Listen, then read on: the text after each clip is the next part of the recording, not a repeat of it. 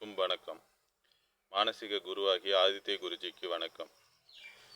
மானசீக குருவாகிய ஆதித்ய குருஜியினுடைய சுபத்துவ பாவத்துவ சூட்சம வலு விதிப்படி ஒருவருடைய ஜாதகத்தில் எந்த பாவகம் சுபத்துவமாக இருக்கிறது, எந்த கிரகம் சுபத்துவமாக இருக்கிறதோ அதனுடைய தொழில்கள் அமையும். அதே மாதிரி ஒரு கிரகம் பாவத்துவமாக இருந்தாலும் அந்த பாவகம் பாவத்துவமாக இருந்தாலும் அதில் அந்த பாவகத்தினுடைய தீமையான விஷயங்கள் நடக்கும் என்பதை ஆதித்ய குருஜியினுடைய விதிகள் படி இந்த ஜாதகத்தில் என்ன நிலைமையில் இருக்கிறது, என்ன பாதிப்பு என்பதை பற்றி இந்த ஜாதக வீடியோ பதிவில் பார்ப்போம்.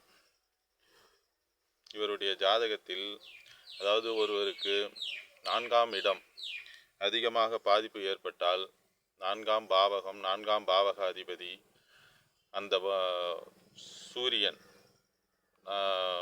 காரக கிரகமான சூரியன் இதுபோல் பாதிக்கப்பட்டிருந்தால் ஒருவருக்கு இதய சம்பந்தமான பிரச்சனைகள், இதய ஆப்ரேஷன் இது சம்பந்தமான விஷயங்கள் நடக்கும் அந்த ஜாதகத்தில். இது அந்த தசைகள் வர வேண்டும். தசைகள் வராவிடில் பயப்பட தேவையில்லை. உடனே அனைவரும் 4ஆம் பாவகம் 4ஆம் பாவக அதிபதி காரகன் பாதிக்கப்பட்டிருந்தால் பயப்பட தேவையில்லை. தசாபுத்தி கணக்கு எடுத்து பார்க்க வேண்டும். இது தெரியாமல் உடனே இது சொன்னவுடன் பயப்பட வேண்டாம். இந்த ஜாதகத்தில் அதன் பற்றி ஒரு சிறிய விளக்கமாக நம்ம இந்த ஜாதகத்தில் பார்ப்போம்.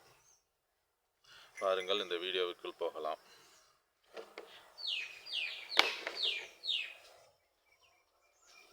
இந்த ஜாதகர் பிறந்தது 23/7/1971 இரவு 11:35 PM கடலூரில் பிறந்திருக்கிறார். இவர் நட்சத்திரம் ஆயில்ய நட்சத்திரம் 2ஆம் பாதம். இந்த date of birth time of கொடுத்திருக்கிறேன். இதை வைத்து ஜாதகத்தை நீங்கள் போட்டு தெரிந்து கொள்ளலாம். இவர் பிறக்கும் போது புதன் திசையில் பிறந்திருக்கிறார். 9 வருடம் 4 மாதம் 19 நாட்கள். அடுத்தது கேது திசை, சுக்கிர திசை, சூரிய திசை. சூரிய திசை வரைக்கும் இவருடைய பிரச்சனை எதுவுமே இல்லை. நன்றாக நல்ல முறையில் இருந்து வந்தார். எந்தவித இதுவும் இல்லை. மேஷ லக்கணம், லக்கணத்தினுடைய குணம், லக்கணாதிபதி உச்சமாகி 10ஆம் இடத்தில் ராகு கேதுகளோடு சேர்ந்து பாவத்துவ அமைப்பில் இருக்கிறார். இவருடைய தொழில் பிரகாரம் இவர் அந்த department store, super market, department ஸ்டோர்னு சொல்லுவார்கள். அதனுடைய செவ்வாயினுடைய காரகத்துவ தொழில்கள். இவர் மளிகை கடை, அந்த வீட்டுக்கு தேவையான பொருட்கள் அனைத்தையும் ஹோல்சேல் முறையில் மளிகை கடை வைத்து இவர் நடத்தி கொண்டு இருக்கிறார். இவருடைய தொழில் பிரகாரம் ஆதித்ய குருஜியினுடைய விதிப்படி 8-12 சுபத்துவம், 12ஆம் இடம் 8ஆம் இடம், 8-12 சுபத்துவ விதிப்படி இவர் வெளிநாடு 2-3 முறை சென்று வந்திருக்கிறார். அதாவது சனியினுடைய பாவத்துவம், சனி 10 டிகிரி, குரு 3 டிகிரி. இதனுடைய பாவத்துவ அமைப்பில் இவர் வெளிநாட்டில் நிரந்தரமாக இருக்க முடியவில்லை. இவர் வெளியே சென்று திரும்ப வந்துவிட்டார். இவருக்கு சந்திர திசை, ஒரு பாவகம் பாவகாதிபதி காரகன் என்ற அடிப்படையில் பாதிக்கப்பட்டிருந்தால் இவருக்கு சந்திர திசை வந்தவுடன் 4ஆம் இடத்தில் 4ஆம் இடம் அதிபதியாகிய சந்திரனுடைய பாவத்துவம் அமாவாசை அமைப்பில், அமாவாசைக்கு பிறகு வளர்பிறையாக இருக்கிறது. ஆனால் ராகு கேதுனுடைய அமைப்பில் கேது 21 டிகிரி, சந்திரன் 27 டிகிரி. ராகு கேது அமைப்பில் சந்திரன் மாட்டிக்கொண்டார். செவ்வாயினுடைய உச்ச செவ்வாய் ராகு கேதுவோடு சேர்ந்து செவ்வாய் உச்ச நிலைமையில் இருந்து 4ஆம் இடத்தை பாதிக்கப்பட்டு இருக்கு. சூரியன் அமாவாசை பிறகு வளர்பிறையான அமைப்பில் இருக்கிறார். சனி சூரியனை 4 டிகிரியில், சனி 10 டிகிரி, சூரியன் 6 டிகிரி, 4 டிகிரியில் சூரியன் காரகனாகிய சூரியனையும் பாதிக்கப்பட்டிருக்கிறார்.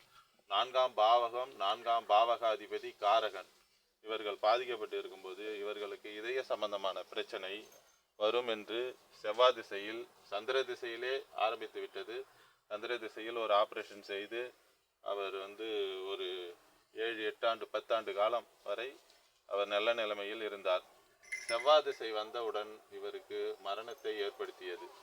செவ்வாய் ராகுவோடு சேர்ந்து கிரகண அமைப்பில், சனியோட வீட்டில் செவ்வாய் ராகுவோடு சேர்ந்து கிரகண அமைப்பில் கடுமையான பாவத்துவம்.